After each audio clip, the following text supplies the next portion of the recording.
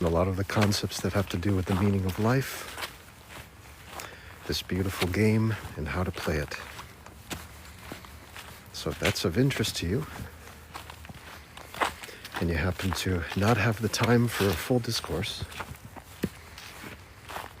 you can always click on my link in the bio to my YouTube page. You can give a follow and hit the notification bell. And the moment you do that, you'll be notified when I upload these lives. So you can watch as you see fit. Pause and return and all that. Thanks for all the love coming in. Welcome, everyone. Nice to see you all on this Saturday afternoon in New England. I am broadcasting from Connecticut. And it's a bit icy still. Temperature is probably close to, let's say, about 30 degrees Fahrenheit today. Relatively mild in comparison to this time of year. Thanks for the love, everyone, and welcome. Those little love bubbles, you tell the algorithm on this platform to put this out to more people in the FYP. And the more that happens, the greater our coherence with manifesting our desires.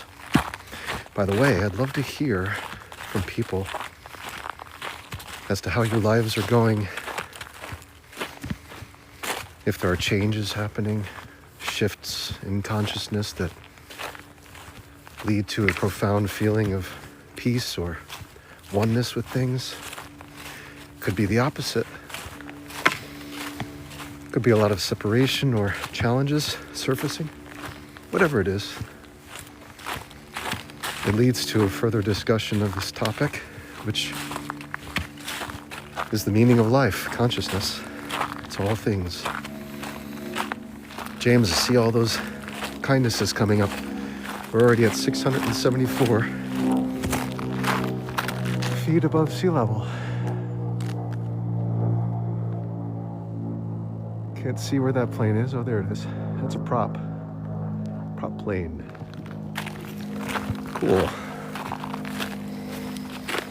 Welcome all. Getting some nostril breathing going right now. Activating nitric oxide. Getting the heart rate going. And navigating and negotiating hills. All right. Once we get the heart rate going a bit, closer to our destination at the stream, I'll be doing some stop and go. And we'll be talking about consciousness further. Today I just want to get the heart rate going so I can warm up a bit and be nice and toasty for our talks. Thanks for all the love, everyone. Wow, look at that. We're 1,600 feet above sea level. And climbing.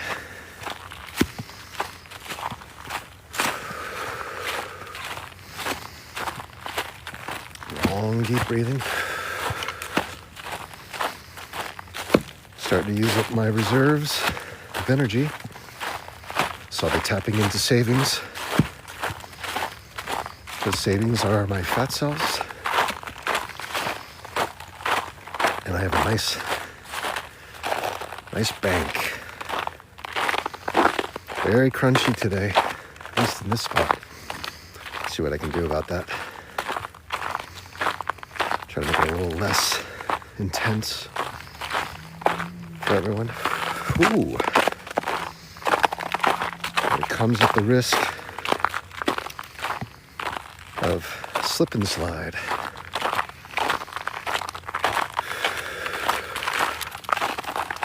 Every day is different here in the woods. We're gonna have to have more crunch for safety's sake.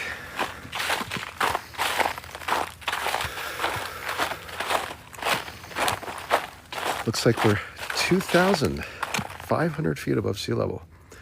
A lot of people contributing. J.R. Will says, I haven't seen you in a while. Assuming you're not in Mexico anymore. At the moment, I am in Connecticut. Indeed. In the now. Look at all this love coming in from everyone. Thank you. Bringing folks in from this effort that you're doing together. It's coherence. Coherence of love's expression. So while you're doing this, make a nice exercise. As you're tapping on the screen, there comes a plane right above. Gotta love it. Think about what it is that you wish to bring into your life by living it. If it's to fly a plane, you're flying it. If it's to fall in love, you're falling in it. If it's to have success, you're succeeding. If it is to be wealthy, you are enriching yourself. All these elements have scenes. These scenes you can create instantaneously in your mind. There's no delay that is required. There's no loading screen. All you have to do is permit yourself, gift yourself, the pleasure of going into the imagination, seeing and believing as your wish-fulfilled life unfolding before you. And as you do this, the cells in your body, they know no difference as to where you are. They don't see outside of them. Rick, thanks for the follow. Priscilla, thanks for the follow. Sunflower says, peace and blessings, everyone. How lovely. Caden Ryan says, thinking about watching Ready Player One today. It would be a great day to watch it, Caden. Moki says, gotta use shoe spikes. It would be a benefit today, for sure, Moki. Nice to see you all.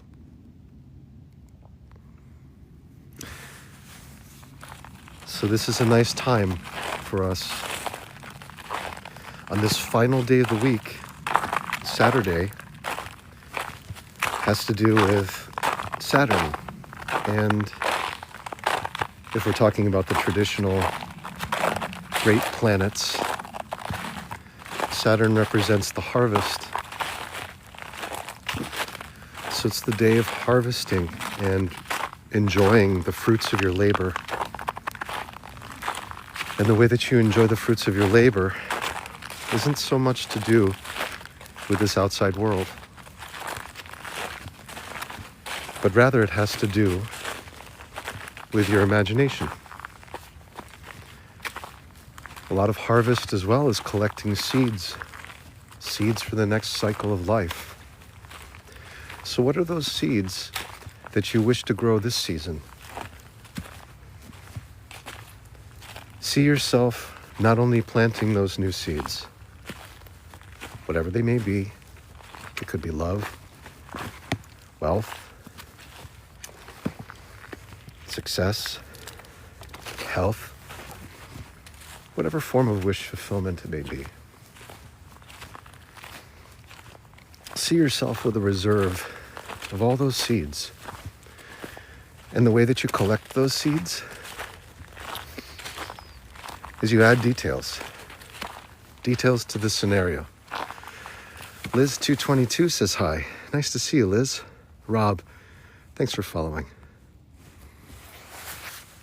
Alvy asks, is this you, Arthur Morgan? Have you come back from the dead? Am I playing Red Dead Redemption 3, which is a prequel to where Arthur Morgan was in Red Dead 2? Has Rockstar Games finally released something instead of promising games for decades?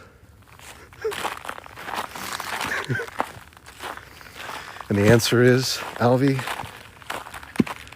as a man thinketh, so shall he become. Whatever it is you wish, I'm sure, will come to pass. And the way you ask for that is you simply step through the narrow gates of your creative mind into the imagination and imagine me being a good man like Arthur Morgan. Thanks for following. Glad I won your trust with that little monologue. You should tell Rockstar Games I'll come over and do their voiceover at a quarter of the price that they pay the guy who does it for Arthur Morgan, I promise. Heck, I'll even let them use my likeness in their AI algorithms for just the kicks of being in a Rockstar game that actually gets released to the public.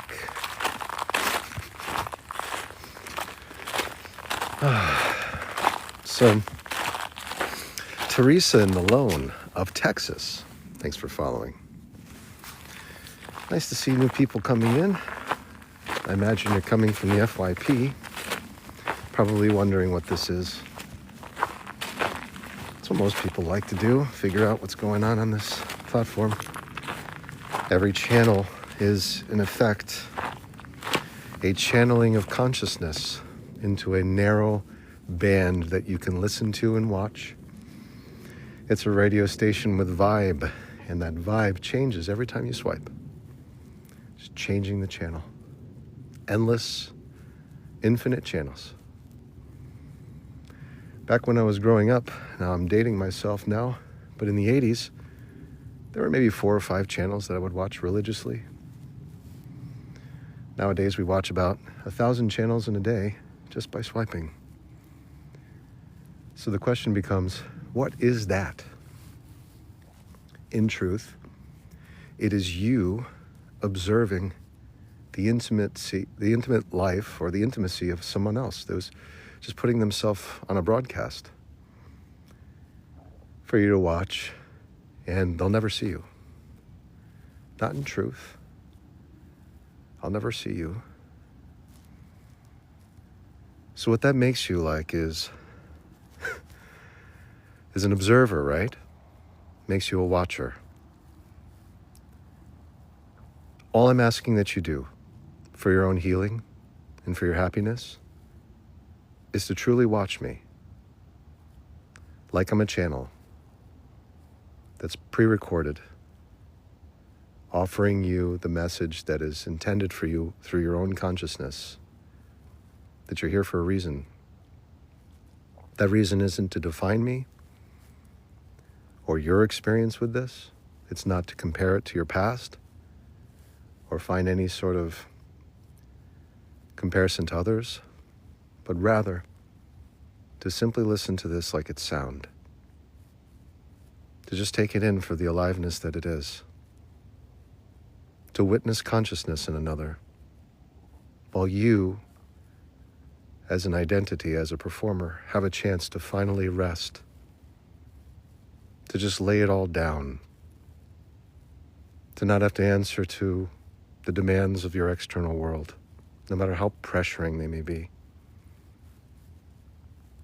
By being that mere observer, that watcher of aliveness around you, you heal. And you come into your truth and being. The pains that have been embedded in your physical body, which is a temple of an infinite intelligence, start to unwind, presenting you with the relief that you didn't even realize you needed. Until it comes in the form of a warmth, a reassurance, perhaps even a drive to act, to give in some way just through your observation of life. That is giving. By watching you give, and by watching you receive. Texture Junkies, thanks for the follow. Danny Black says truth. Look at him ahead of my words. You can hear it. That's what's beautiful about this, about consciousness. the channel that I'm connected to right now, I enjoy a lot. If I didn't enjoy it so much, I wouldn't share it with you all. But it's a channel that has led me through these very same paths, these trails, hundreds, if not thousands of times now. I've walked them in all sorts of temperatures and climates. And every time, the conversation is familiar, yet fresh, new and different in some way. It's enough to keep me from giving up on it or wanting something else somewhere else. Something to do with these trees. Something to do with the cycle of the path. Something to do with the sun. And on these days, unlike the others, the only sound that's being made is me acting to move forward. Otherwise, it's very still. And that's not usual. Normally, there'll be birds chirping and making a lot of noise. What does that say? They sense something. Movement, change. There's always silence before change. Something to keep in mind on this Saturday, the day of rest. The earth is trying to send a message. You don't have to be going full speed all the time, full blast. You can actually rest. And that is the proper way to heal, to know the rhythms. This environment is reminding you of the rhythm that you truly seek, just as I do. Tracy Phillips, thanks for sharing. Stacy says, hi, everyone. Texture Junkies, thanks for chiming in again. Pretzel, nice to see you. Happy Saturday. Thanks for being here. So let's take it at our own pace, shall we? Today is a day of harvest. What does harvest mean? Well, we've planted seeds. We've watched them grow. Sown them in the earth. Not all in that particular order, but we've seen the vegetation, the vegetative growth, the expansion of the canopies of leaves, the blossoming and the flowering, pollination of those flowers, and the formation of seed through fruit. And then the seed holds on for as long as it can, until it can no longer hold on any further. Let's go. And those seeds, they descend to the earth. The earth opens up, receives them. And then the cycle starts over again. Lorraine, thanks for the follow.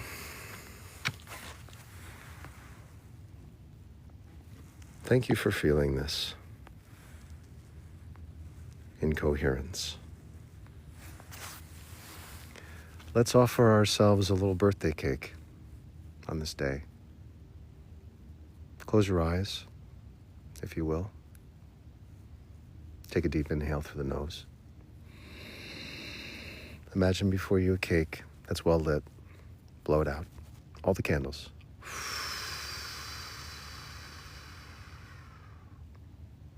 Just sit there, watching the effervescence of the blown out candles.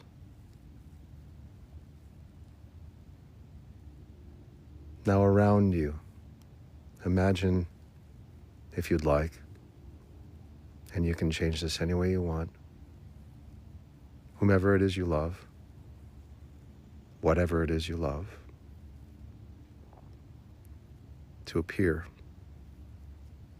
saying the things you want to hear, the things you love, experiencing in a scenario the truth of what you want, Feel no guilt for it, nor any pressure to have to change it or do anything with it. Because these are the ending credits. The hard work is done. The imagination exists for you as your kingdom of heaven.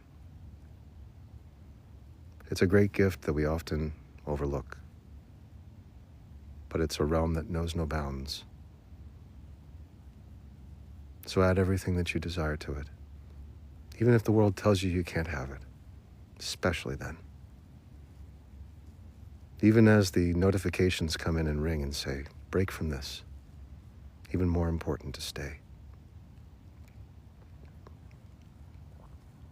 Add the details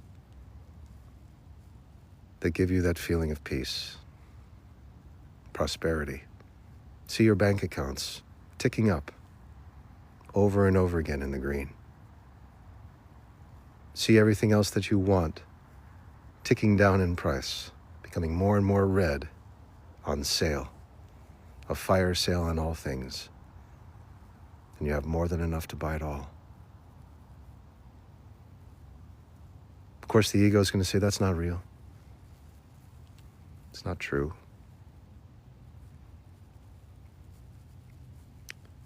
And that's okay. You don't have to agree with that statement. You don't have to yell back or reject it. But what you can say is, that statement doesn't move me as much as I witness my truth as worthy and wish fulfilled. No matter how many times the world says the opposite, it doesn't move me, for I'm not even there. It's just an echo of a dream, one that's already come to an end. It's called the past. Where I am is the now, and this is my truth. So I choose to entertain it more than the past, more than the things that probably never will happen anyway in the future. Those things of time, they offer no resolution to my pain. They offer no solution to my problems. In fact, there are no problems, so long as I'm not defining them, paying attention to them, minding them, as it were. So long as I'm just being here, wish fulfilled, in this kingdom that is my imagination, I thrive. Try that. Build it. Build around it. Try that. Build it. Build around it. Build it up and feel it. Your cells believe to be there. That's the beauty of this. Nerd out. Thanks for following. El Mundo de Carmen asks, does this day feel rare, the energy is different, or is it only me?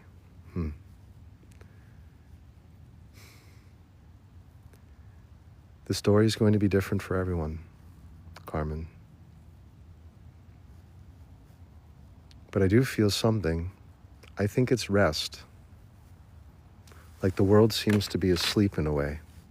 And I don't know how comfortable we are with it. You know what I mean? Like we're a child that's woken up when our parents are trying to nap, and we just want to have fun. Yet the gears around us don't seem to be turning the right way. Even more reason to dive into the mind of the imagination and entertain things that way. But your story is just as important as mine or anyone else's, and they're individual. What makes it beautiful is that you have an imagination, I have an imagination, everyone else does. This is our highest faculty for creating peace in our lives. So as the world may be strange, yes, I concur and feel it. Especially on this day. What remains static, in truth, is our freedom to entertain something else. We do that within. and we find salvation in it.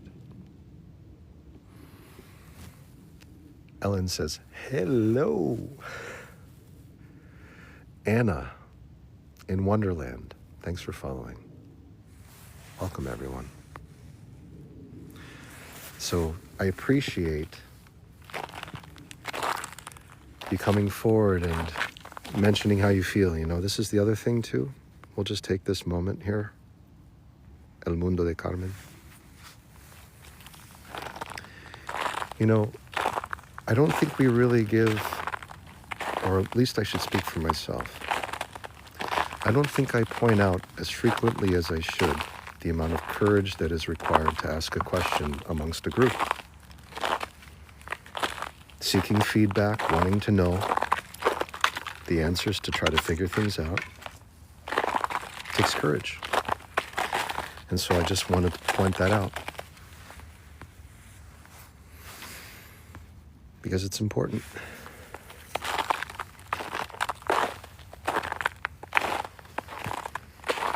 You know, the temperature is cold, it's biting, the ground is crunchy. I remember this morning, speaking of the past, trying to get things going in the morning and stumbles, you know, pushing a bit too hard, maybe going a bit too fast, and things just start to spill or break, and the initial response is to hurry even more. And so one thing that I do now, when I'm really conscious and being aware, is I force myself to stop. When I want to push faster, I force myself to come to a halt. And then I observe everything that's going on with a deep breath. And I don't like it until I do. You see, the feelings of what we don't like will have a beginning, middle, and an end. They must, because they're manifest. Anything that manifests in this world must have a timeline. So it has its onset, it has its depth, and then it has its decline. So any feeling, no matter how we define it, be it good or bad, must have that cycle of beginning, middle, and end. And what's most reassuring about that is we can come to count on that. And when it seems to be lingering, like something we really don't like, and it seems to be hanging on, that's when I do that exercise. I come to a halt, and if it's still not changing, and I'm still not comfortable with it, and it's peaking in its intensity, that's when I take a deep breath. And I say, this does not move me as much as I observe it.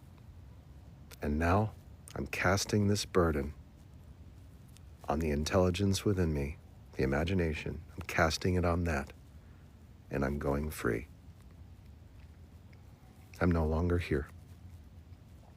And the world's going to say, you're not paying attention to me. You're not listening to me. You do this every time. You don't give me the attention that I deserve. You're always this way. You're losing your mind. You're this, that. You're going to hear all the judgments in the world about yourself. The moment that you try to just give yourself some peace through the imagination, just know it has nothing to do with your truth. Sueru says, Namaste, everyone. Namaste, Sueru. It's great to see you again. Thank you for being here.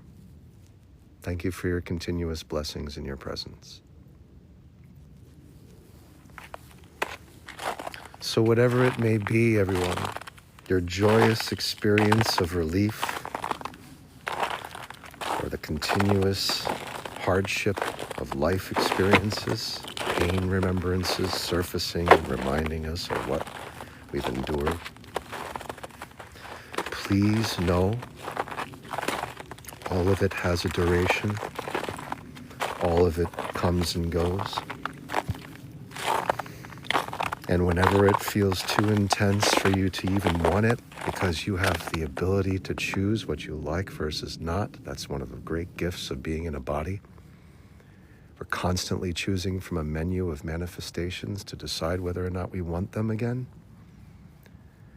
As this is happening, you can always step out, go to the imagination, and lock into a scene that gives you total wish fulfillment. There's no one on this planet that can strip that away from you. No one can steal it from you. No one can destroy it.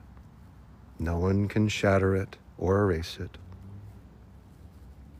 But if you decide that it no longer has value, if you decide that it doesn't exist for you, if you decide it's too difficult to access, then that wish also shall be granted to you. For the subconscious does not know the difference between what you like versus not. It simply expresses the seeds that you impress upon it. You have total control. The imagination is God mode. Sandy, thank you for following. Texas KC says hello. Nice to see you again. Yes, Sueru, thank you.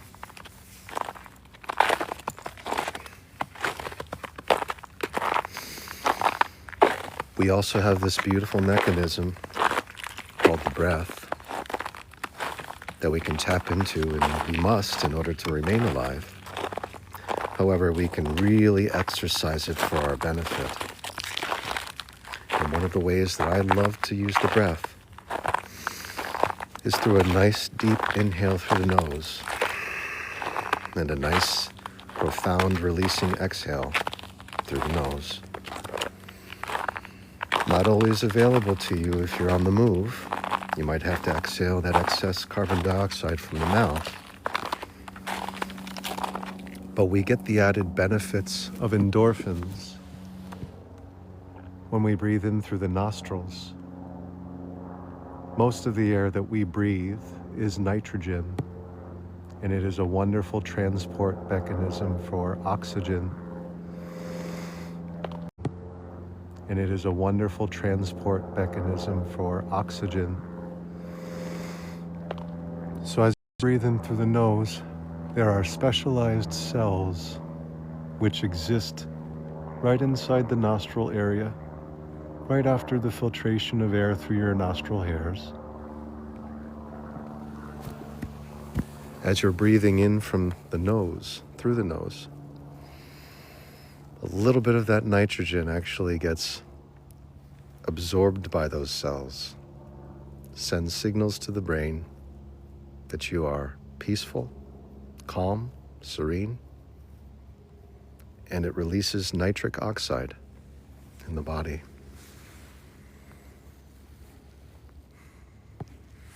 What's beautiful about that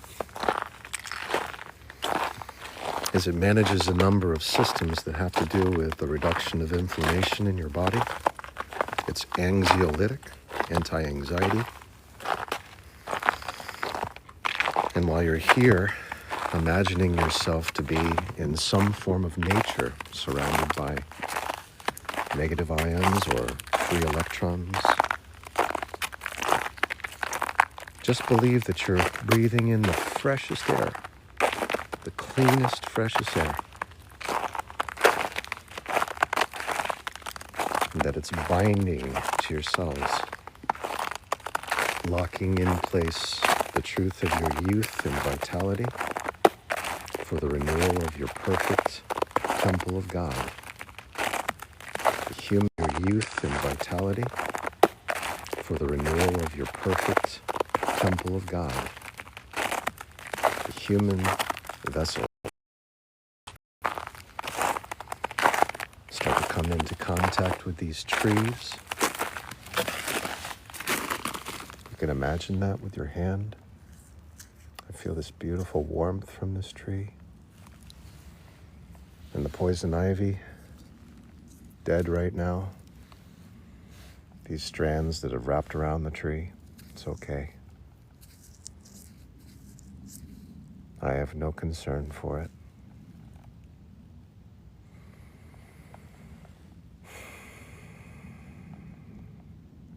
Instead, what happens is this resting frequency from the earth, the Schumann frequency at 7.83 hertz, is the radio station that I am tuning into. It leads to a synchronicity in my brain hemispheres, activates theta state. I pull out of alpha into theta. My body starts to heal. And the more that I surrender to this frequency in the biofield of these beautiful elder trees, the more that synchronicity indicates that it's prepared for a higher state of consciousness. It starts to activate gamma level frequencies, which are directly tied to peak performance, peak experience in psychology, otherwise known as flow. This is channeling. The body is healing at a theta state. The brain is in sync. The entire body becomes an antenna for the receiving of this frequency. And the words that are required for you to live a wish-fulfilled life by tuning in are delivered. You join in coherence with that frequency. Your body heals. You fall into flow. Now you desire to create in some way. You wish to express yourself. The drive becomes unlocked. This is the natural state of humanity. We are born to be creative creatures and to thrive from the benefits of the earth. They come naturally from it to us.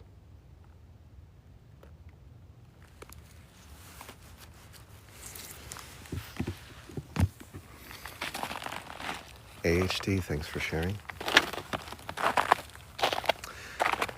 Sal 134 says, I hugged a tree yesterday. I felt love. Wow. It is loving you. It is. It's totally loving you. I believe you, Sal. You don't have to try to convince me. You're preaching to the choir right now. What's beautiful about this is that it's sending a frequency from the earth. It's called the Schumann resonance. What's beautiful about this is that it's sending a frequency from the earth. It's called the Schumann resonance. What's beautiful about this is that it's sending a frequency from the earth. It's called the Schumann resonance. 7.83 hertz. It's about a 4-second cycle of sending and receiving. Meanwhile, you have free electrons being released by the tree. They're all antennae. The earth is negatively charged. The human body is positively charged. That allows there to be a magnetic attraction. And there is a silver lining between us that is the largest organ of the human body, the skin. And so the skin, it acts as this haptic resonator, sending and receiving information, constantly renewing itself, coming into a state of being in various ways depending on what is introduced to it environmentally.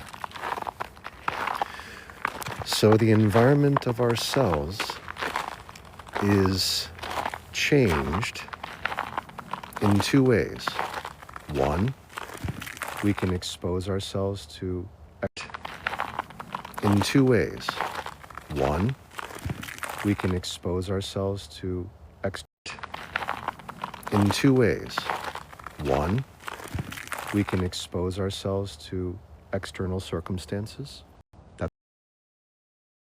ourselves, and if we believe and live as a performer of this life, just being in ourselves, being in our ego, then the environment of the cells are highly influenced by our external means, what we're experiencing.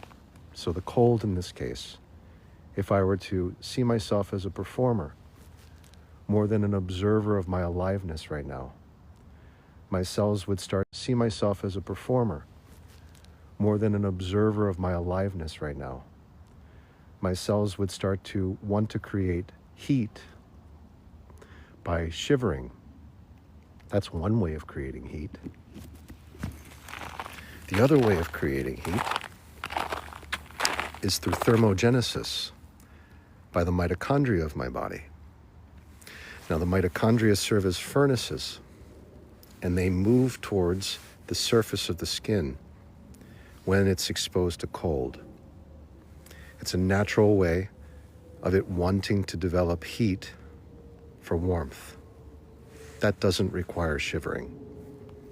It's a totally different way of producing energy, and it's anaerobic, which means it doesn't require oxygen. Shivering does. That requires oxygen. Share eclipse. One of the best ways to ground. Hand on the tree, right? Also copper in the hand, connected to the earth. Sal, thanks for following. Lorraine says, thank you for explaining this. My pleasure, Lorraine. Thank you for being here and for your follow. So, what we're trying to do is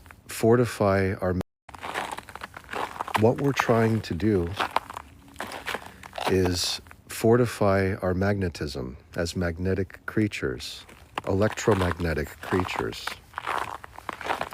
The heart is the center of feeling, and it is about 5,000 times more magnetic than the brain. The brain is highly electric, and it requires a lot of cholesterol and fat to maintain itself. It also requires salt. Many of us happen to have orders, excuse me for saying this, but we do get orders from external circumstances, I'll call it that. Whatever visit to the office you go to tells you two things. You've got to lower your salt intake, and you've got to lower your cholesterol. Take it in. Just take it in for a moment. See what that means.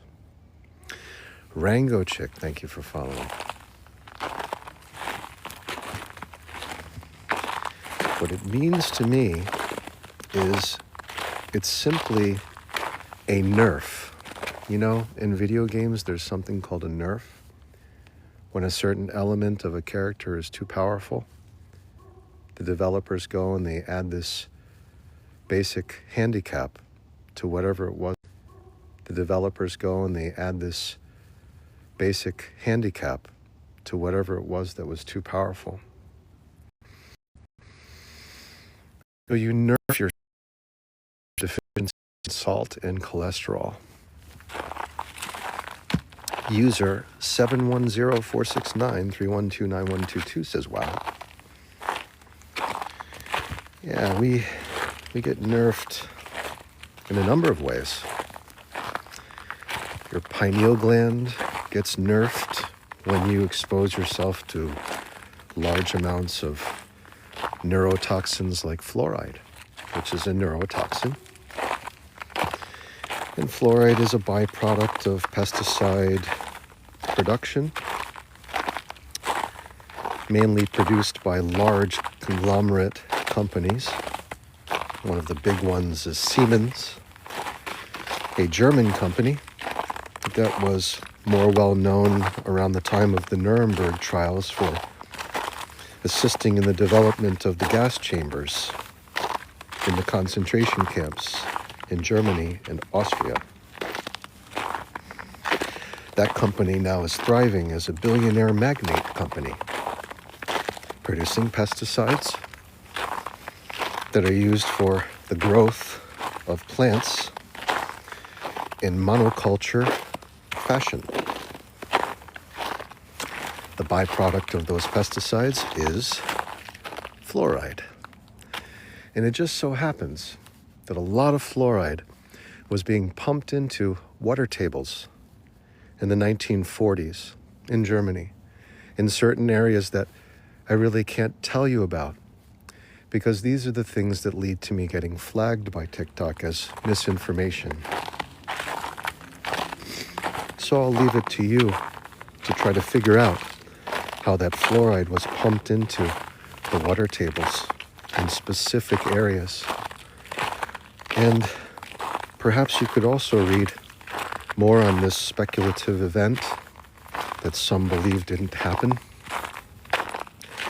and discover how that fluoride seems to calcify the pineal gland, the only non-hemispherical element of the brain, which is responsible for the release of melatonin for proper circadian rhythmic cycles, as well as serotonin for mood elevation, to give you the confidence to make the decision to run from a place when you know it's not good for you, as well as dimethyltryptamine, which is the spirit molecule, otherwise known as DMT, produced by the pineal gland, and of course, the great heavy hitter, anandamide, also known as the bliss hormone, produced by tryptophan as the precursor, and arachidonic acid, all around the same region of the brain that seems to be heavily affected by a neurotoxin called fluoride that we will find in our water table, that seems to be heavily affected by a neurotoxin called fluoride that we will find in our water tables as it has been pumped into our water since the late 1940s, following the Nuremberg trials and the beginning of Operation Paperclip. You can, of course, do your own research and look into these things, because many might consider it to be speculative or even breach the area of conspiracy theory.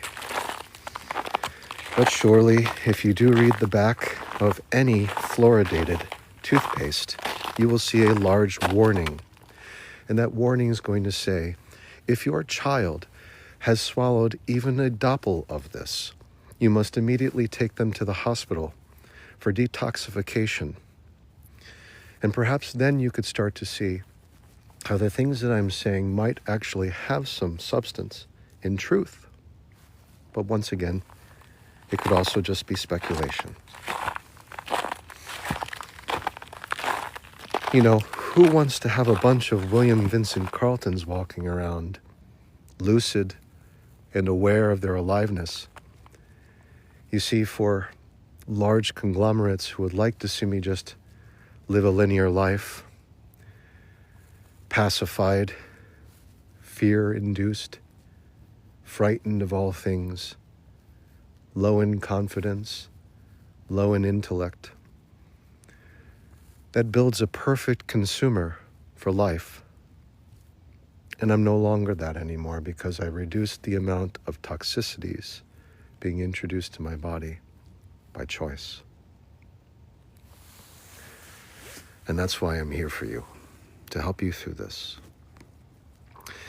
Lorena Almansar, thank you for following. Medicine Woman, thank you for following. Jeannie Paragon, thanks for following. Deborah Lee, you too. Lucky Dad of 13 says, Celtic salt and no seed oils. You will never have to worry about cholesterol. This is beautiful. Let's talk about this. Celtic sea salt. Any pure sea salt. And you'll see I do a lot of that. Thank you, Abdul, for the invite. I treat this as a college discourse, and I would request that you do the same. It's a college-level seminar discourse that gets posted on YouTube every day. So, Celtic salt from Lucky Dad of 13 is the best form of salt that you could introduce to your body, because you get trace minerals that you otherwise would not get in a refined salt, a commercial table salt. And often, as much as you will get iodine from iodized salt, my suggestion is you simply look at the ingredients and you may find that it is fluoridated. And what I mean by fluoridated is that it's been treated with fluoride. Your table salt, your toothpaste, your mouthwash, even your pre-made toothpicks made of plastic all have fluoride added, including chewing gum. All of this, all of these products. And so what happens is, after all these microdoses, they start to build up in the system. And they work on the pineal gland, which is the only non-hemispherical element of the brain, which is not divided by hemispheres. And as I said before, it maintains your circadian rhythm through the production of melatonin. And as I said before, it maintains your circadian rhythm through the production of melatonin, serotonin, dimethyltryptamine, and anandamide. And what you would ideally be doing for yourself in order to make your pineal gland more flexible and less calcified would be to seriously reduce the amount of fluoride that you intake. By getting products like Tom's of Maine, perhaps, it's one suggestion, which is fluoride-free. You could also have Celtic sea salt. Priscilla, you nailed it. This was the one product that I failed to mention. Yes, dental floss, check the back. Most of them are layered with a film of fluoride.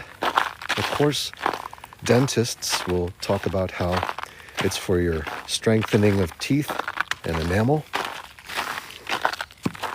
And I wonder if they would be willing to completely change all of their sponsorships and all of their products for the sake of removing fluoride from the regime of treating their patients. And I doubt even one dentist, unless they're totally in their right mind, would do that change for the sheer ecological impact, financial impact it would have on their business.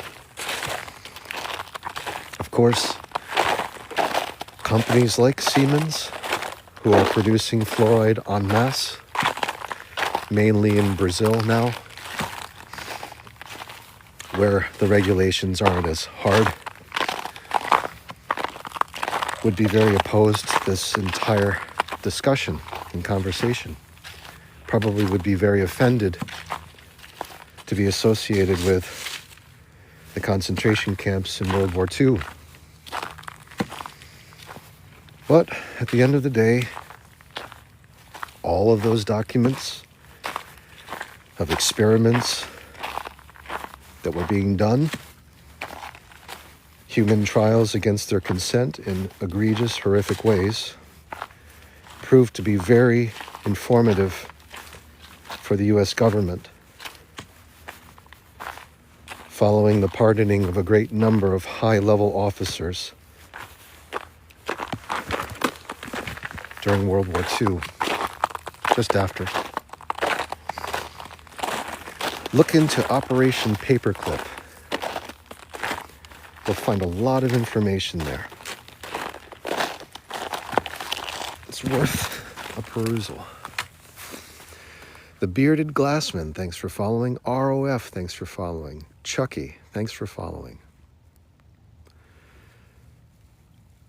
Tom's of Maine might be a sellout to the Clorox company. This I have not known, Priscilla. So if you have a suggestion of a non-fluoride-based toothpaste, any of those, feel free to put them out there. Just know that I also promote Celtic style salt. It's from the Pacific coast, and it's by Baja Coastal. You'll see a bunch of videos there where I joke around with the salt, but at the same time, I talk about its benefits for the body. We are the salt of the earth. And so You can't really have the proper conductivity, the firing and wiring of the brain without proper salt intake.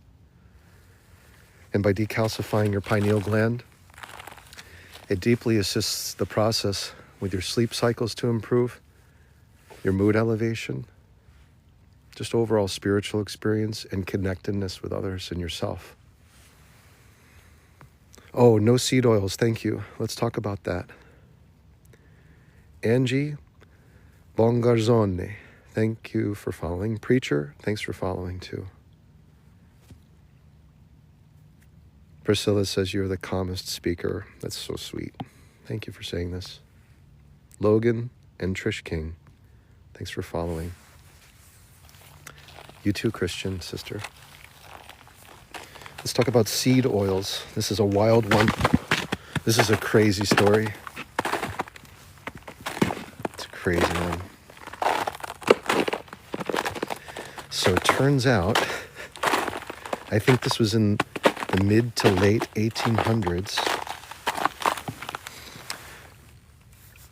They started taking basically the same equivalent to engine oil, which was made with rapeseed, and decided that it would be best to just start to introduce this to products that humans would consume and wear on their bodies in the form of petroleum, basically. So seed oils are basically engine lubricants that have been mass produced because of their ease and cost efficiency, placed into a great number of products for our consumption, and they are hugely detrimental to our health. In fact, I think some of these products, like margarine that contain seed oils, are like one step away in chemistry from becoming plastic. So it's just really alarming, the amount of garbage that has been fed to us. And so you'll see there's a lot of controversy in the news as of recent regarding RFK Jr. taking over as the head of health in the United States, because what this means for these corporations is imminent death unless they conform to a total revision of how they feed food to us. And it's going to have to include ways that only improve our health. So what we're about to experience from a health perspective is a profound change for our betterment in body. We will be able to eat more, enjoy more foods, and actually lose weight for the first time instead of having to count our calories, wondering why it is that we're bloating up, getting fatter, becoming more obese and more sick when we're actually having less than we ever had in our lives. It just doesn't seem to make sense. And it's because nutrition in the United States is poison. And it's been lobbied into existence for the benefit of small amounts of people with very large influence over the masses. And this should be no surprise now. It's no longer a conspiracy, whereas it once was. It's no longer a conspiracy.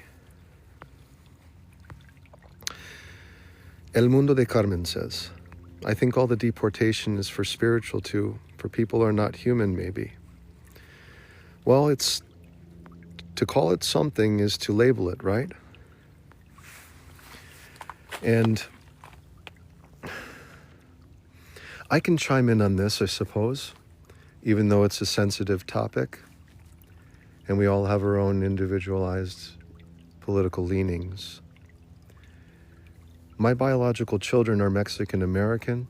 They were born in Mexico, and they were naturalized as U.S. citizens there. So they're recognized as born American abroad. When I first went to Mexico and I moved there, it was in 2012, and I spent about a decade in Mexico as an expat. So I feel like I understand the culture well enough to speak about it and to speak about what's happening regarding at least immigrants from Mexico and the border itself. So we'll talk about it a little bit now because it has to do with human consciousness. Margot McFadden, thanks for the follow. Let's walk a bit just to get the heat going.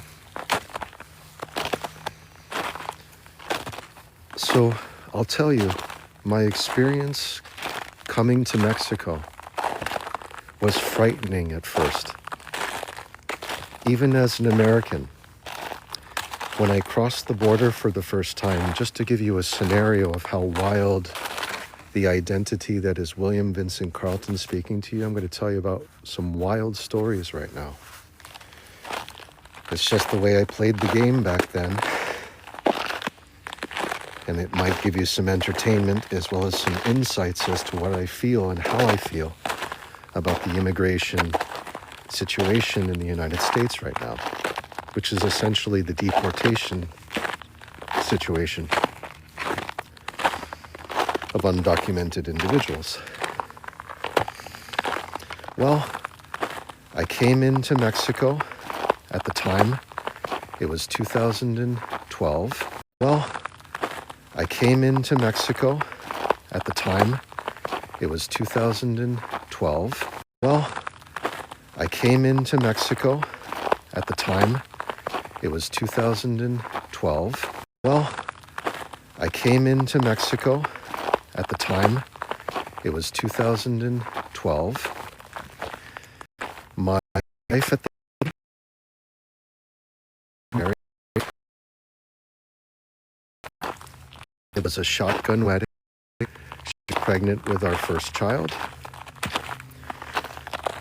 And it was all rushed. It was wild. When I crossed the border, I was in my car.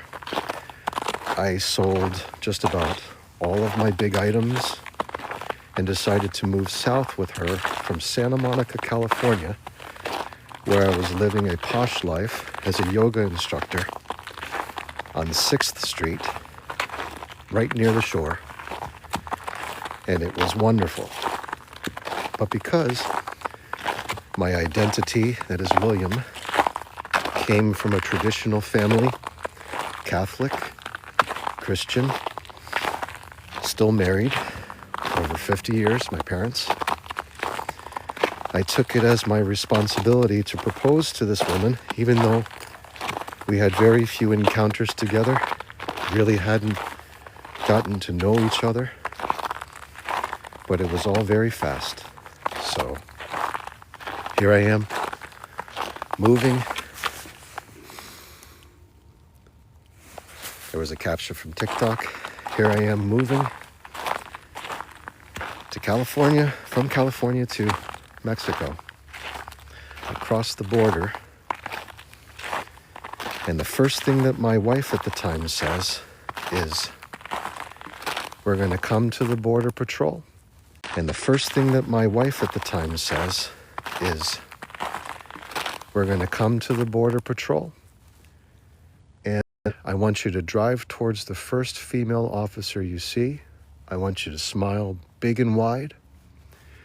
And if you see a green light above you, just keep driving and don't slow down. If you see a red light, I'll handle it. I said, okay, that's strange, but I was good enough to listen. Tracy B, thanks for following. So here I am. I'm driving now. We're at San Diego, just about to Tijuana, the border of Mexico. We get to the border crossing at Tijuana. I see the first female officer at immigration. It's called aduana. I drive up to her. I give a big smile. I wave. Green light goes. She goes, just drive, just drive. And I drive through and I see several U.S. vehicles all pulled over, red lights above their vehicles. And they're just having every single item, every belonging rifled out of their car. And they look terrified. So that was my first introduction to Mexico. And when we got to Tijuana, we went right to the Department of Motor Vehicles. And to give you an idea of what this office was like, it was basically like a ranch where there were chickens and roosters outside. One officer who could care less about our arrival,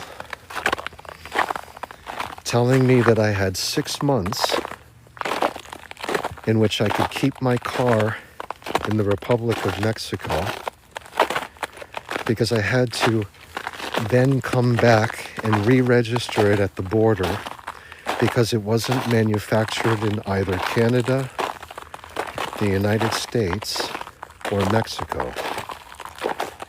Because of the NAFTA agreement, my car being made in Japan as a subsidiary of Toyota could not stay in the country for more than 6 months' time. So that was alarming. The next thing I know, my wife, who I was getting to know better, pregnant with our daughter, about 2 months, says to me, now that your car is registered, I have a friend. He used to be a camera operator for me at the news station where I worked. My ex-wife is a news reporter. And she said, he's going to fly in to Tijuana, and he's going to drive your car from Tijuana with you all the way to Mexico City. And I'm going to fly to Mexico City now. Bye. And so that happened, and my wife at the time, who's now my ex-wife, flew from Tijuana, and in the matter of maybe 2 hours, was home and cozy in Mexico City, staying in her nice posh apartment, provided by her mother, right there in La Condesa, Escandon. And so the driver arrives at Tijuana, and he comes up to me and he goes, I know English. You are Spanish? No hablo español. Ah, tu español es muy bueno. Telling me my Spanish is good. I'm like, no entiendo. I don't understand. He's like, you no worry. I drive your car all the way. You no worry. We good. Okay. His name was Pato. And Pato in Spanish means duck. Not like duck down, but quack, quack, duck. That was his name. So Pato started to drive my car, and before we got on the highway, we pulled over at a 7-Eleven, which is a very common convenience store, even in the United States. Pato for Patricio, says Claudia. Cool, I didn't realize that until now. That's pretty sweet. Thank you, Claudia. So Pato stops at 7-Eleven. He gets himself a nice half case of beer, like a 12-pack. Cracks it open, starts pounding beers, looks at me. You want cerveza? No, Pato, thank you. So I'm a little nervous then, but all the same, grateful that we're on the road on this beautiful adventure in my welcoming to the Republic of Mexico. The next thing you know, we come to a state police stop where the federales are. And Pato turns to me. El Mundo de Carmen dice, qué padre que hablas español también. She's really happy that I speak Spanish. Thank you, El Mundo de Carmen. Sí. Hablo español. Ahora sí, pero antes no. I said, now I speak Spanish, but before, era basura. It was garbage. I didn't understand a thing that was going on. But Pato says to me, you'll give me 500 pesos. It's like, okay. Take out 500 pesos. I give it to Pato. Pato gets out of the car, and he's having a conversation with the officer, the federale, behind my car. And I see them have an exchange with their hands, and then the cop is on his way. Pato gets back in. He goes, okay. And he drives. And we did this at every single state station. And every single officer was happy to receive that money. And there was even one who even laughed getting the money, realizing that this was a very shady situation happening between myself, Pato, and the federales. Well, we had traveled at that point in time for about 28 to 30 hours, just straight driving. And finally we arrived at Tepic, Nayarit. And Pato says to me, I have mi pompi in Tepic, Nayarit. I said, your pompi? What's your pompi? I don't know what your pompi is. Mi pompi. Tengo pompi en Sinaloa. Tengo mis pompis en Quintana Roo. Tengo mis pompis en México, en DF. Tengo mis pompis en Chiapas. Y tengo mis pompis en Guadalajara, güey. Y tengo mi pompi aquí en Tepic, Nayarit. Y quiero quedarme for la noche. Okay. I don't understand, Pato. I don't understand any of these things.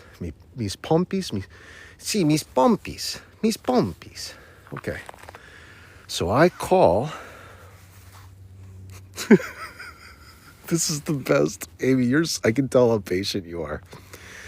It's Saturday entertainment, Amy. You're so funny. Says, okay, so the moral of the story is pay off the Mexican government if you visit the country. Así es. Así es.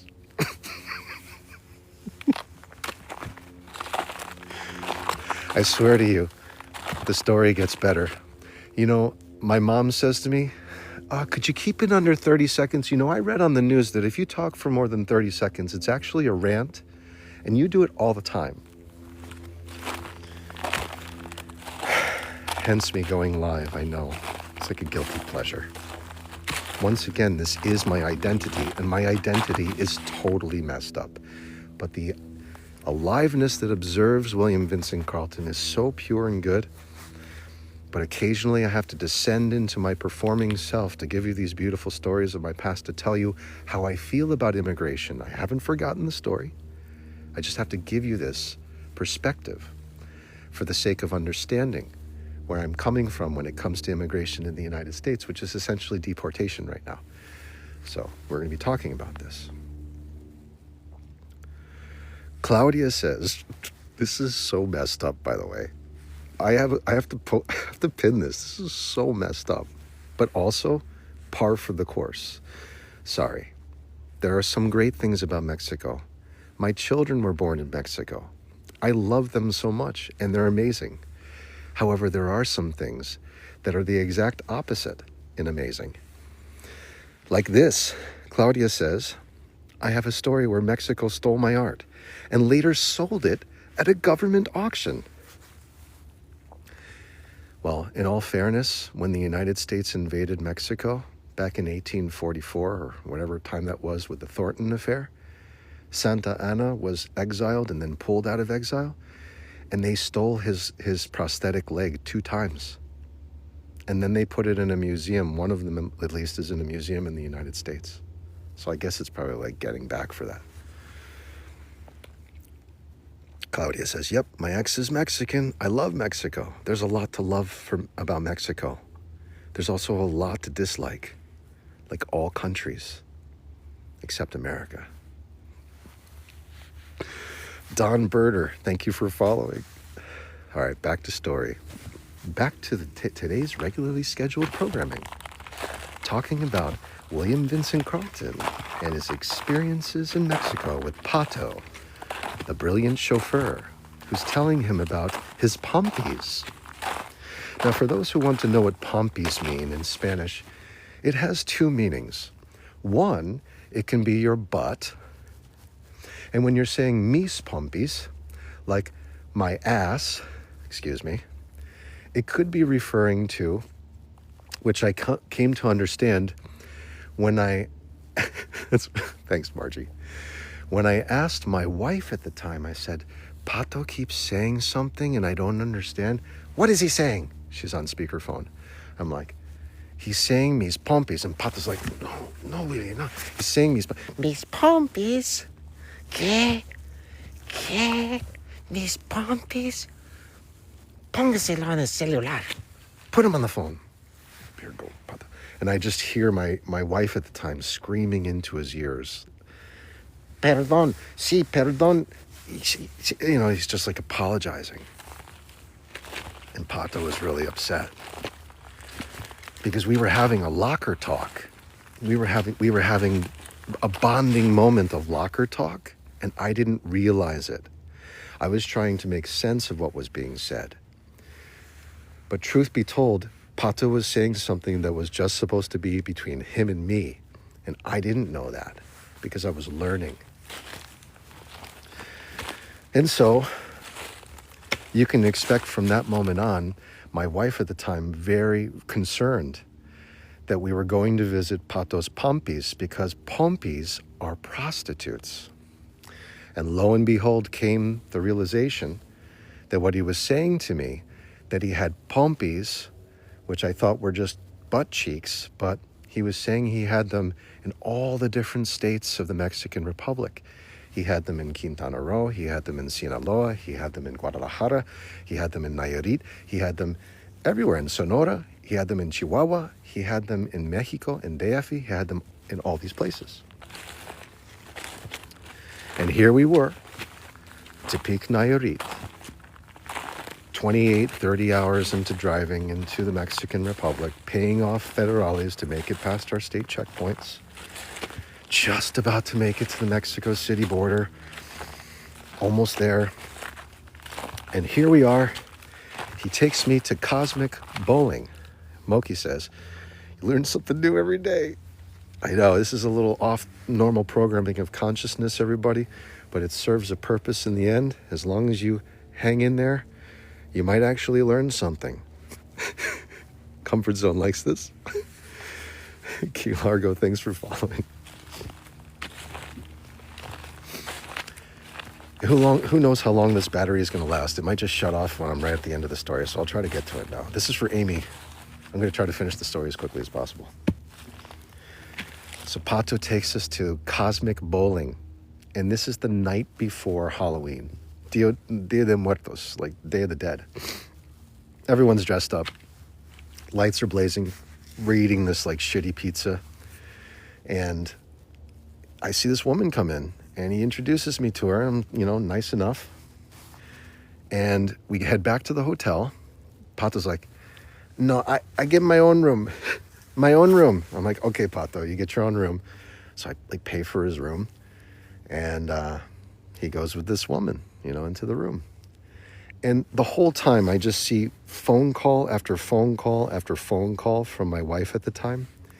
And at that point in 2012, I had a service where, remember if you ever went abroad and you didn't have roaming as a part of your plan, you would get this bill like a month later of like $500 because it was just roaming charges the entire time. Well, that happened.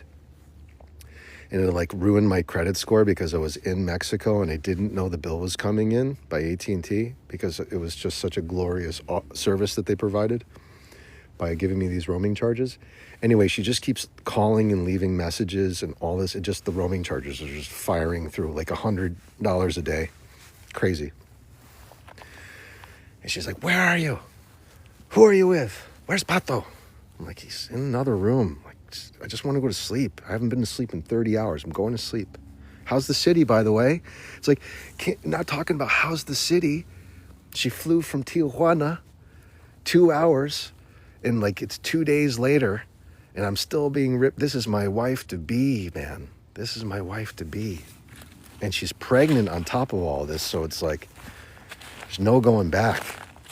You just got to dive in 100%. It's like, what a life experience. So anyway, here's the end of the story. In the morning, Pato finally comes, knocks on the door. The woman's with him, and we go down to get in the car, and it's in the lower parking garage. And all of a sudden, I see Pato walking, not just with the woman, but with this young boy. And he arrives at the car, and the young boy's on the cell phone, and he says he's playing a game or something, and he looks at me, and he's kind enough. And Pato goes, "Es mi hijo." I was like, oh man, I understood that. It's like, that's my son. So I realized that Pato had come all the way to Tijuana, not to give me locker talk and pretend that he had all of these different, liaisons, but truthfully, he wanted to see his son, and that he hadn't had a chance to come and see his son probably for a number of years. So he gets in the car, starts cracking beers again, and he's drinking. And he's looking at me, and I see the tears welling in his eyes, and then they start pouring. And then he just starts firing the car as fast as it can go all the way to Mexico City.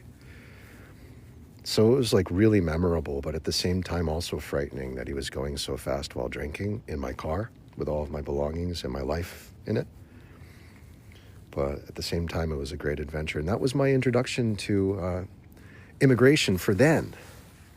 And when I tried to get my permanent residency, because I was married to a Mexican woman, I could get my permanent residency. It took me 7 trips to immigration. Every time I would get so close to getting my permanent residency approved, and they'd say, oh, you need more copies. You have to leave here. You have to go get more copies. And I would see people like just getting approved. It took me 7 trips to immigration to get my permanent residency. And it's like my cherished card now because it's for life.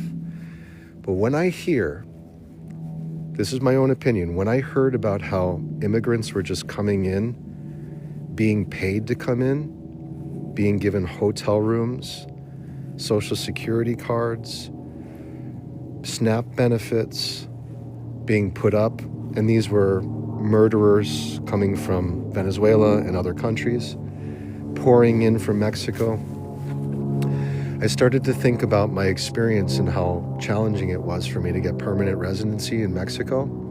And I started to feel like a sourness, just a general sourness.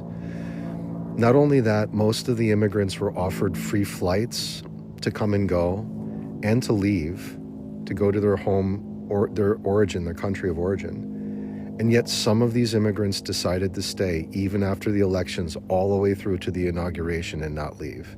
At this point in time, it's like to each their own, but that is complete hubris as far as I'm concerned, and it's a fatal mistake. Not only that, it's super entitled, like it's so entitled.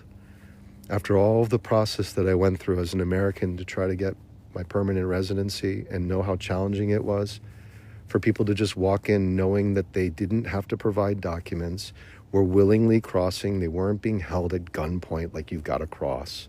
They weren't being trafficked in. At least the ones that I saw getting free hotel rooms were pretty happy living for free off of our tax-paying dollars. And that's, for me, I'm not going to say good riddance, but that's what I'm feeling. It was such a mistake to just stay. It's like you had months to make a decision to go back, but instead I'm going to milk the government, and I'm going to say up yours, and I'm going to commit crimes against beautiful young people who are innocent. I mean, the amount of atrocity with that is beyond compare. So that's how I feel in general about all of it. John Blau, thanks for following. Rebecca Chavez, thanks for following. And then again, I'm going to give you the other part that isn't talked about in the news, which is I came across a number of students when I used to be an advisor, a Spanish-speaking advisor at a community college. A great number of students came up to me and said, I crossed the border with my family, held by hand, when I was 12. My younger brother, he was 3. Now we're 18 years old. We want to get an education. We've learned the language. We want to be socially mobile, get an education, and do well. I'm paying for all of this out of pocket. I receive no benefits, no SNAP, no Pell Grant.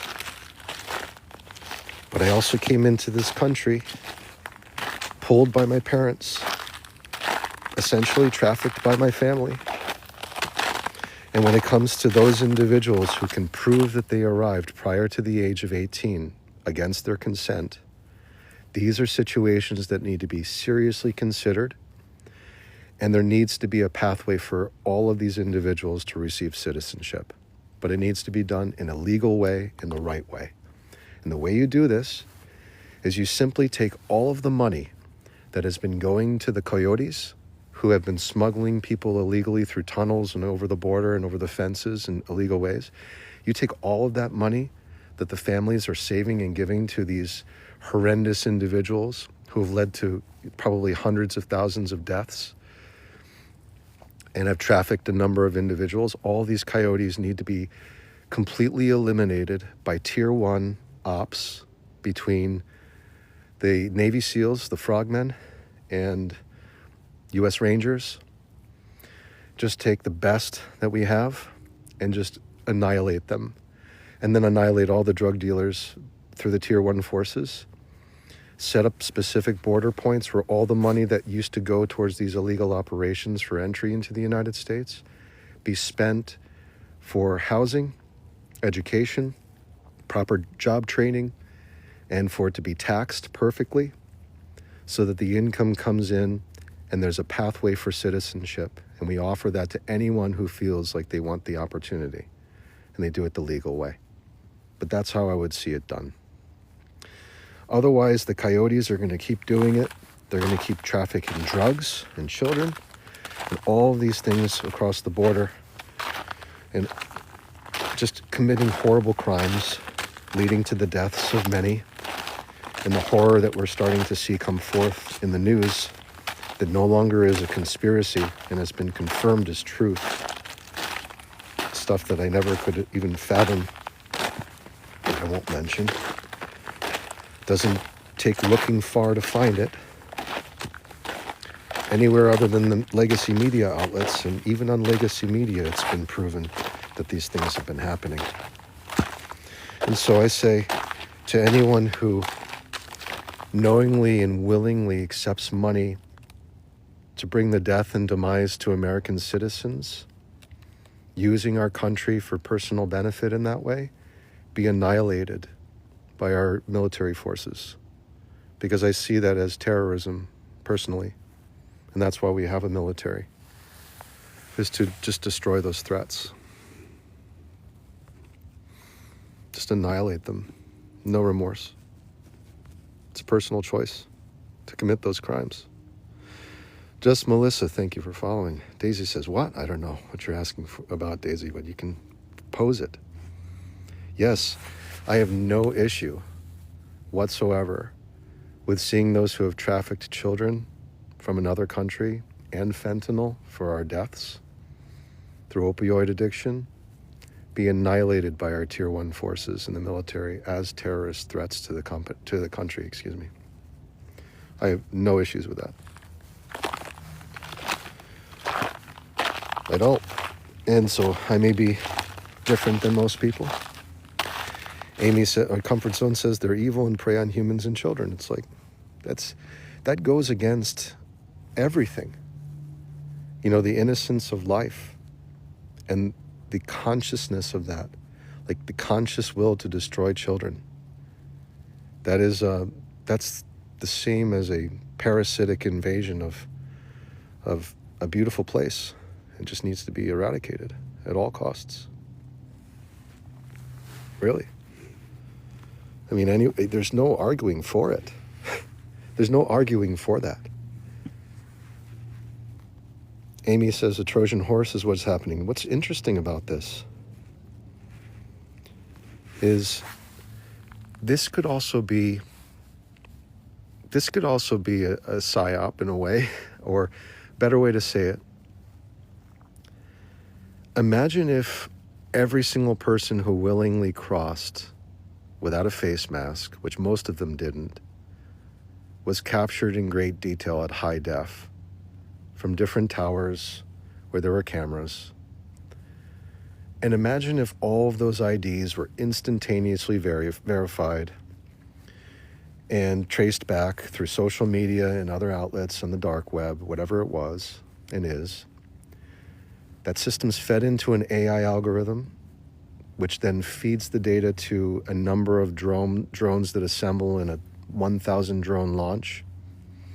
And they just go around locating all of these people, giving a directive over a loudspeaker to leave now, or you'll be detained. And what happens is, all of it is filmed, all of it is put out on social media. Every single country on the planet sees it, sees how effective and efficient and cost-effective it is, and never even considers coming into our country again through illegal means. It's over. Not only that, the system gets sold to other countries by the United States and patented by us. I could see that. I could see that happening. It's like the way you look at it is, well, everyone who came in without documentation did it knowingly and willingly.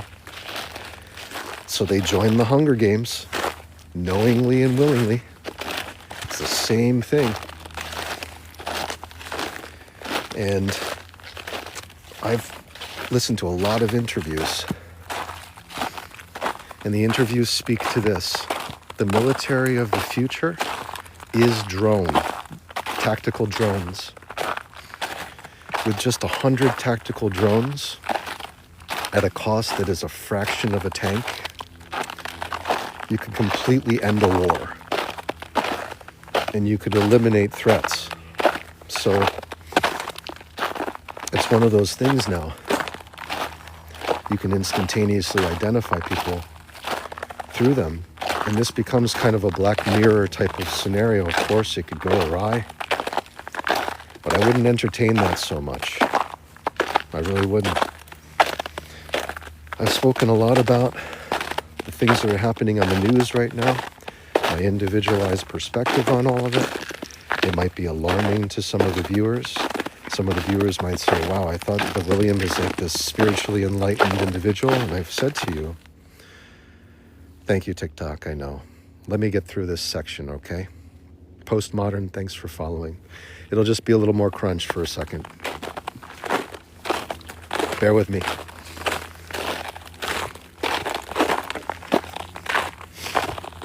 Just gotta bear with me.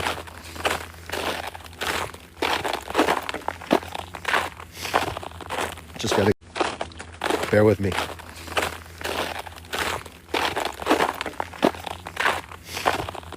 Just gotta bear with me.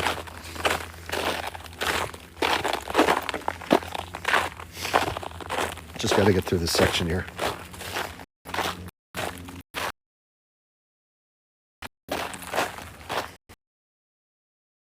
But I appreciate it because you help with the sound design. All right. Let's cut through here.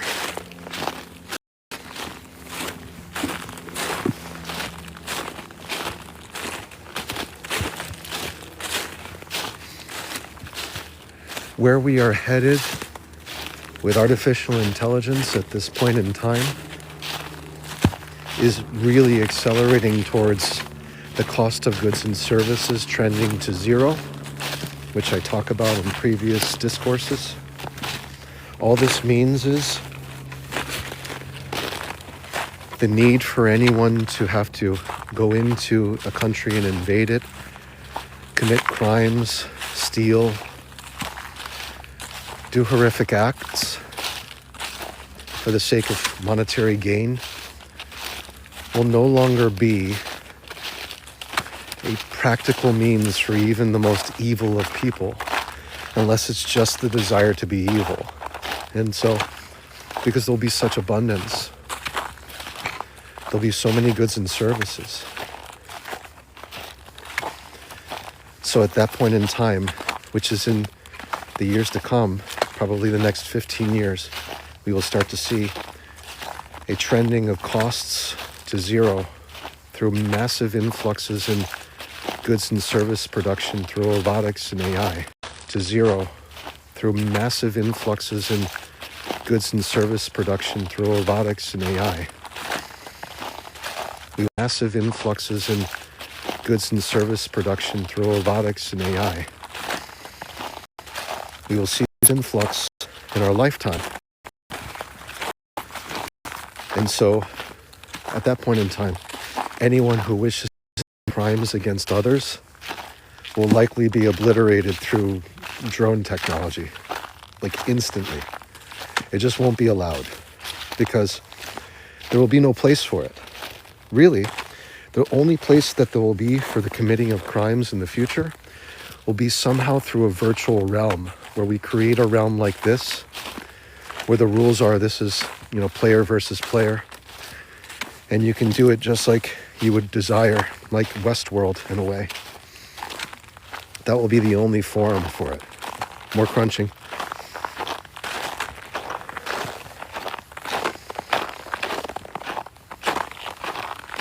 Just gotta get through this section here.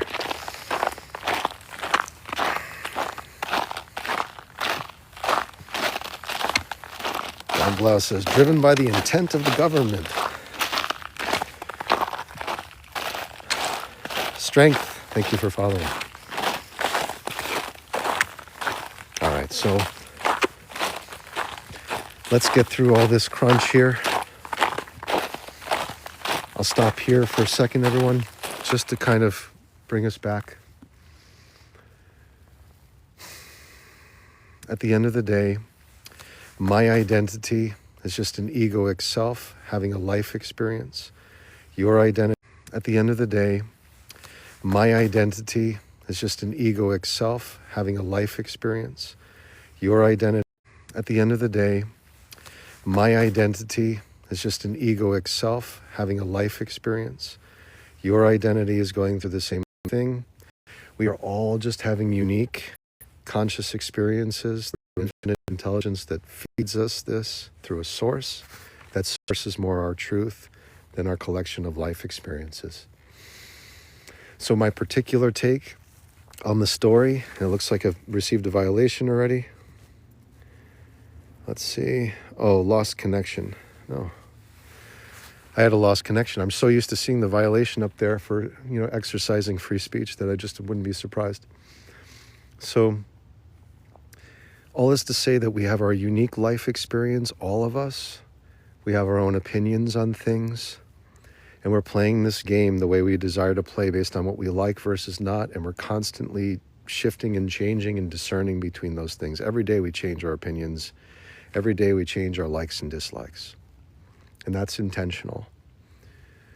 It's so that we get to a point where we decide that we would like to dial this in so that there's no more suffering. And the way I see America, which is a country that I love and it's my country of origin, the way that I see America is I see it as a prosperous, abundant, healthy, coming into its being golden age where everyone has exactly what they want, exactly when they ask for it.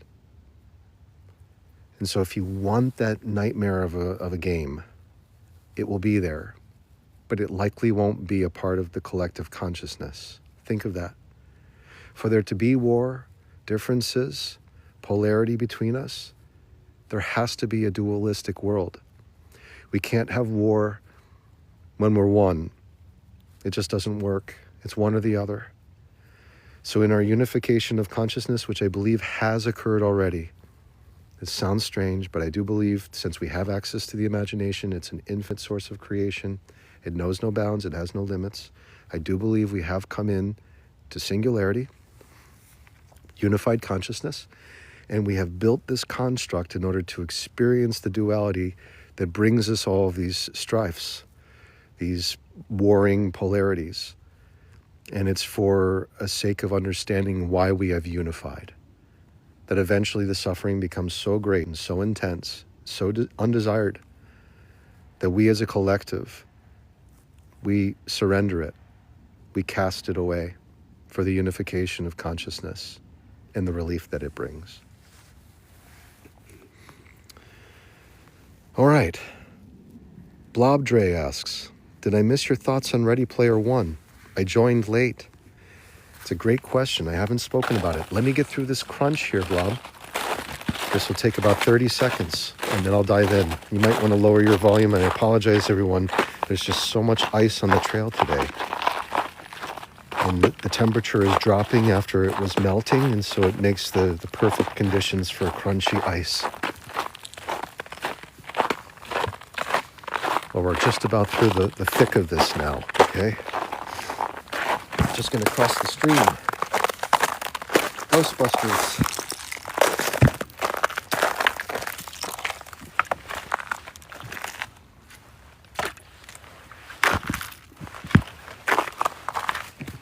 There we go.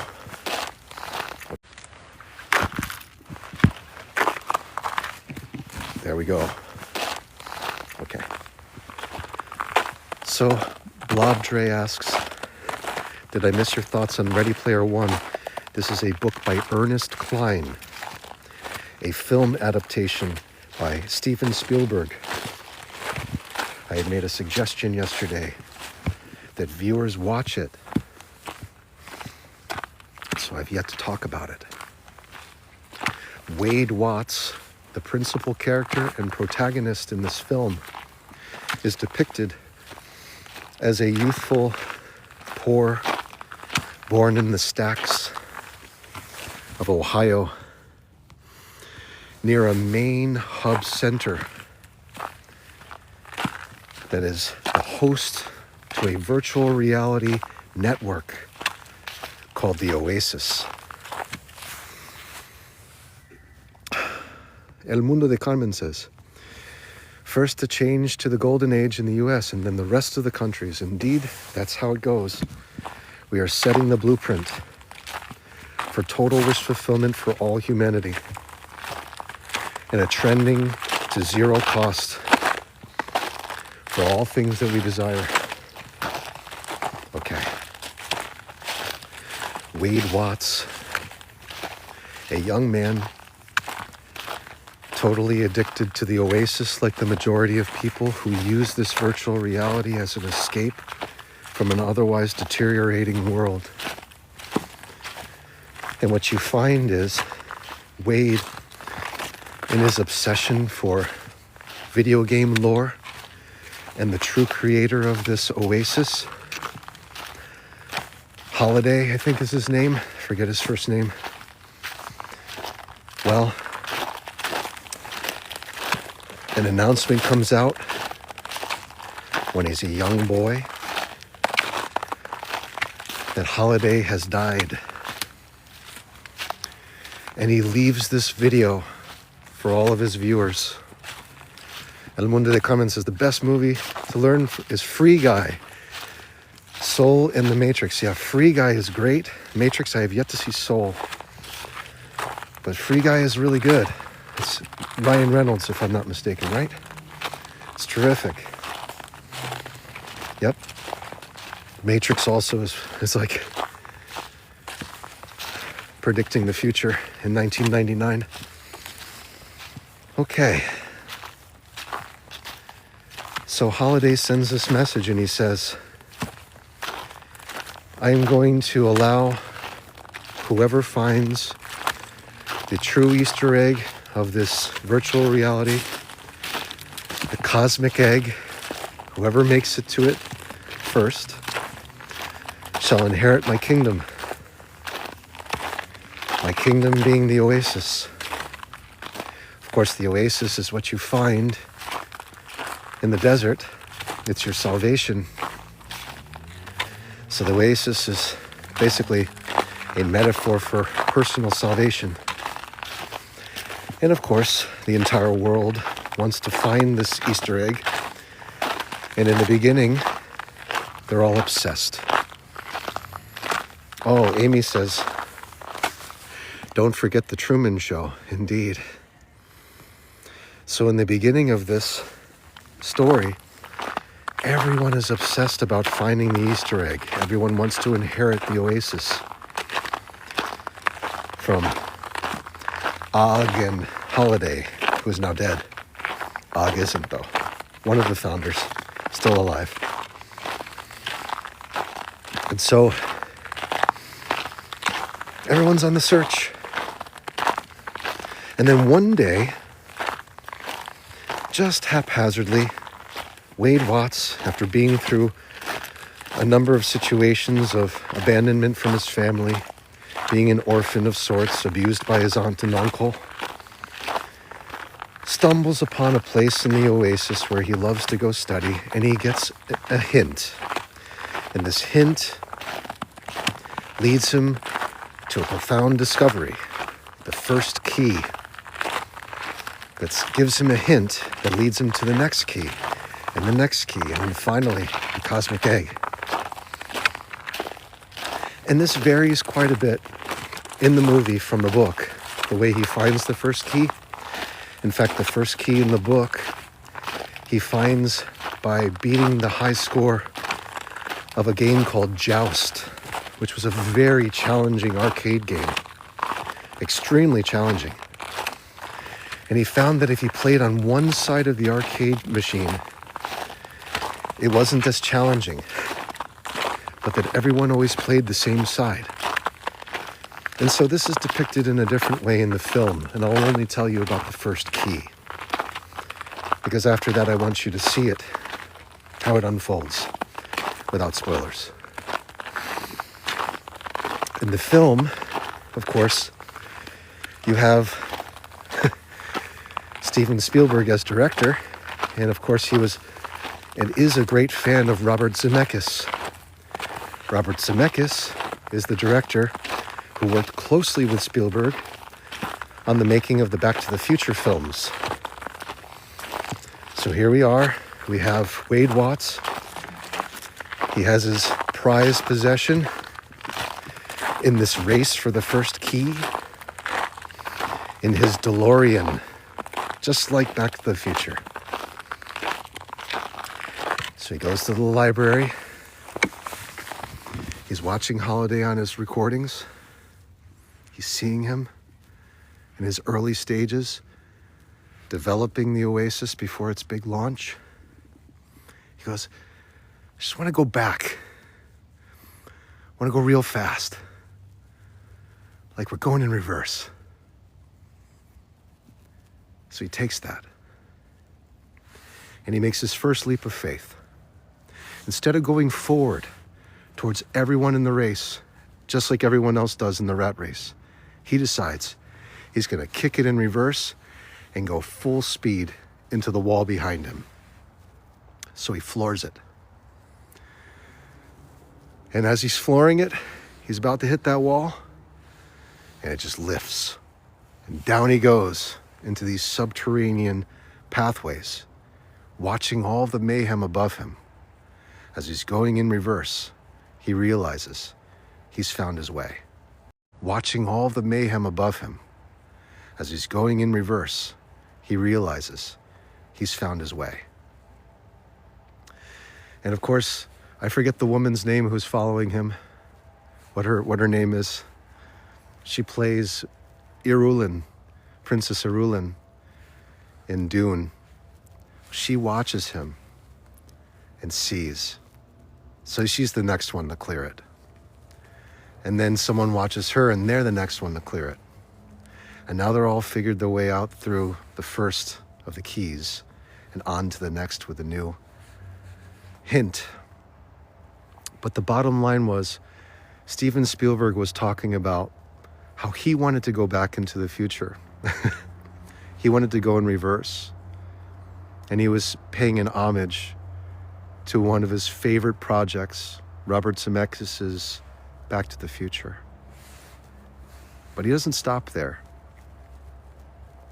every key has a component of his films when he was starting. Every single one. And the next key has to do with his favorite director, whom he worked with when the director died and was unable to finish the film with Spielberg. His favorite director, Stanley Kubrick.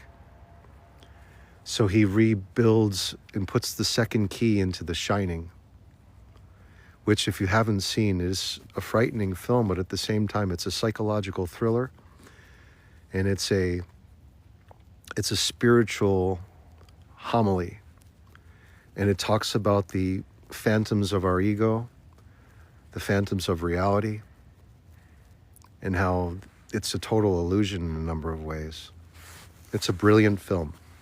11 Jedi says my favorite, The Shining.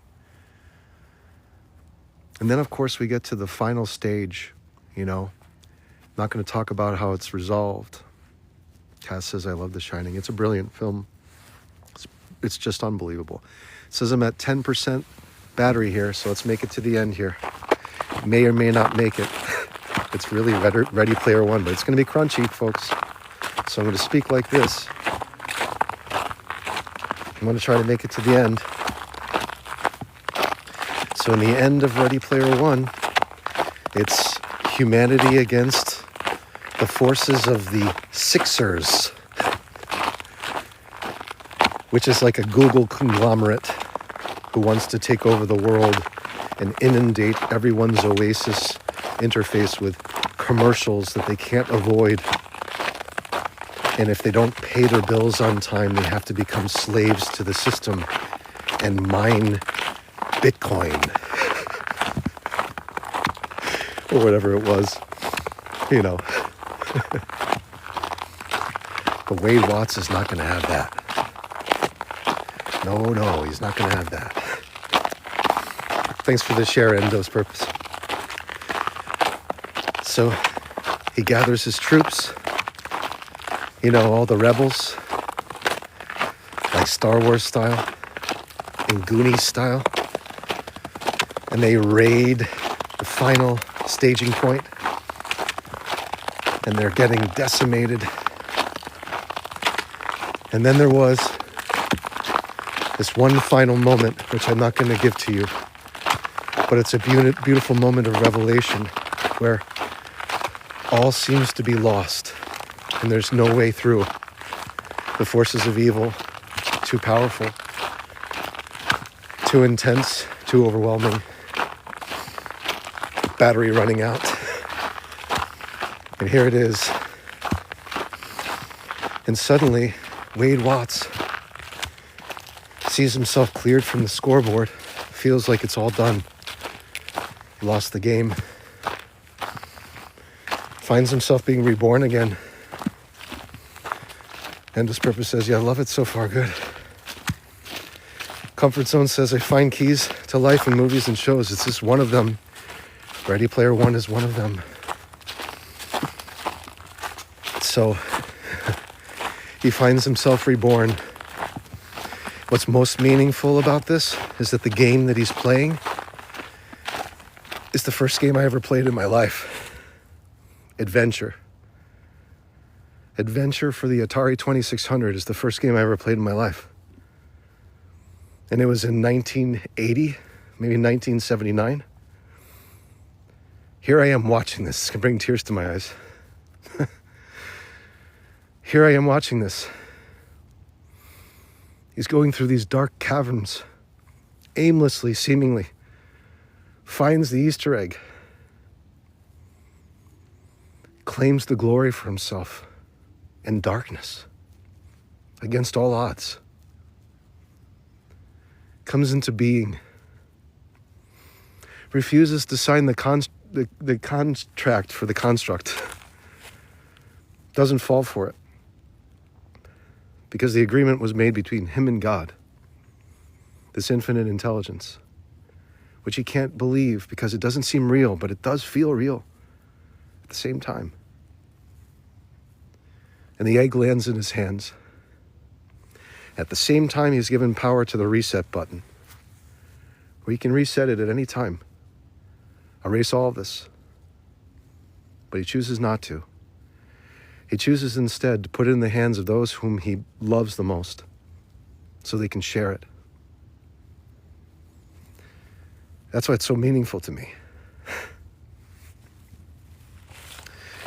And you can tell that, there's a part of me that's a Goonie, man. A Goonie for life. Where this is our time. Down here, this is our time. So we can forget about the linear bustle of life and the hustling and just be until the battery runs out. Just be. For however long it's allotted us. At least we're free. Cass says, hey you guys. Hey you guys. In case you're wondering, that reference comes from the Goonies. That's from Sloth. Right?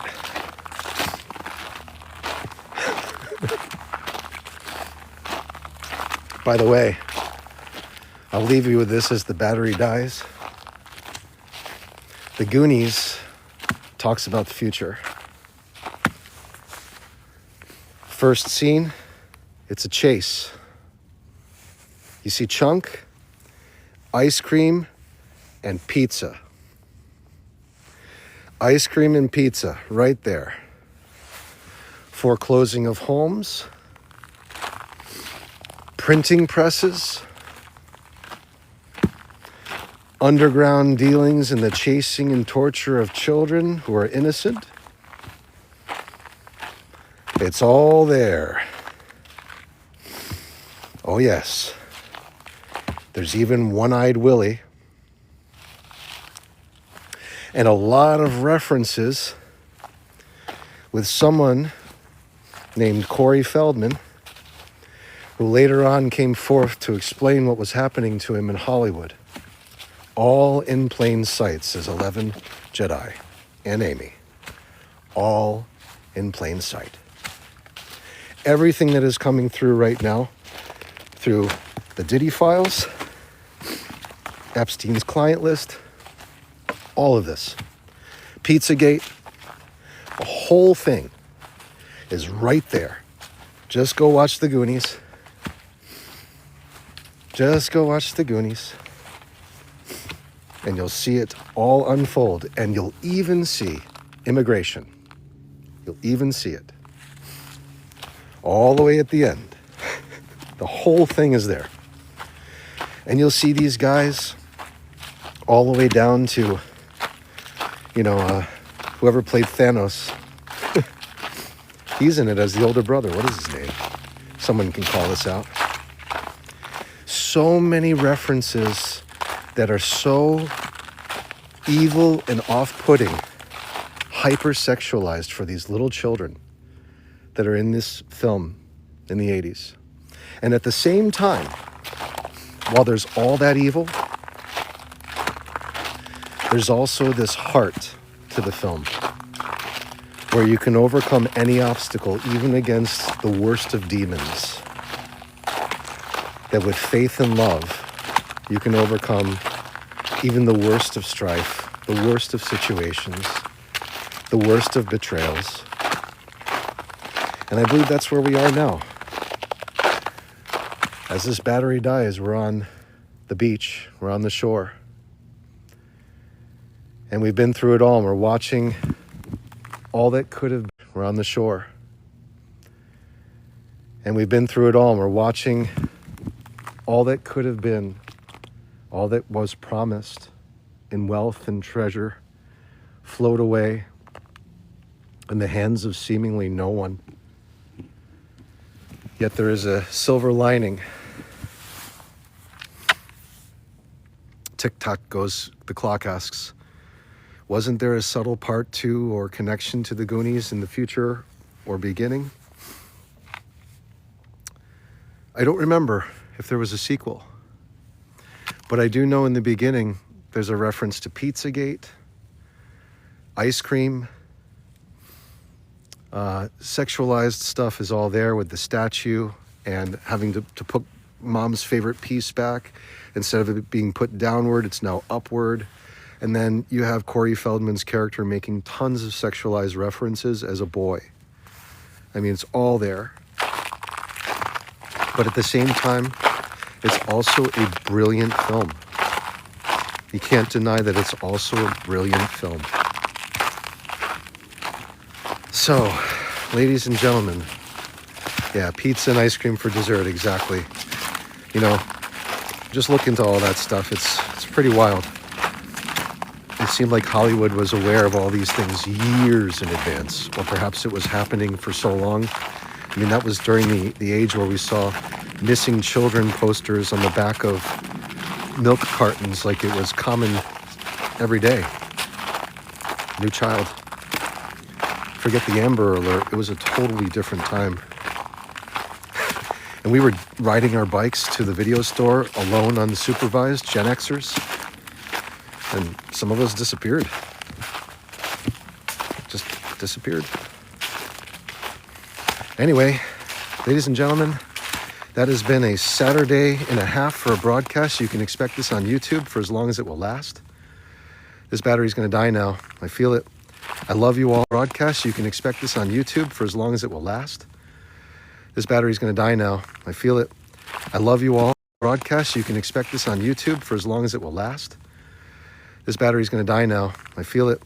I love you all. Broadcast. You can expect this on YouTube for as long as it will last. This battery's going to die now. I feel it. I love you all.